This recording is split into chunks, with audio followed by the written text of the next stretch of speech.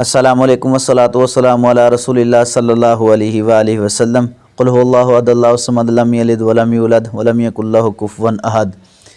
ایک خواب میں آپ کے سامنے رکھنا چاہتا ہوں۔ خواب کے اندر اگر بندہ جہنم دیکھتا ہے تو اس کی کیا تعبیر ہے۔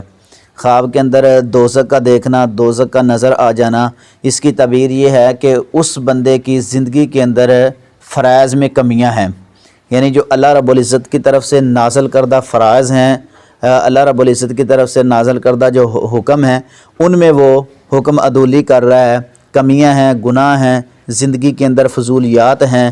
تو اس لیے اس بندے کو یہ خواب آیا کہ اپنی زندگی کو انمول بنائے، آپ بھی اور اپنی اولاد کو بھی، اہل و عیال کو بھی جہنم کی آگ سے محفوظ کیونکہ لا یعصون اللہ ما امرہم ویفعلون ما یؤمرون۔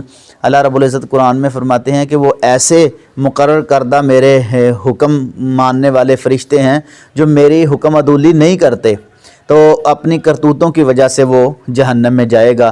آپ بھی بچے، اپنے اہل و عیال کو بھی بچائے، اور جس کا ایندھن جو ہیں پتھر ہو گئے یہ جہنم کا، تو لوگ بھی اس کے اندر جائیں گے اور پتھر بھی جائیں گے جن کی لوگ پوجا کرتے تھے، یا جہنم کی آگ کو گرم کرنے کے لیے۔ اس کی دو تفسیریں موجود ہیں۔ تو بات یہ ہے، یہ خواب جو ہے توبہ طائب ہونے کی طرف اشارہ کر رہا ہے۔ اپنے اعمال کو درست کریں، نیک اعمال کرنے کی کوشش کریں۔ واللہ اعلم بالصواب۔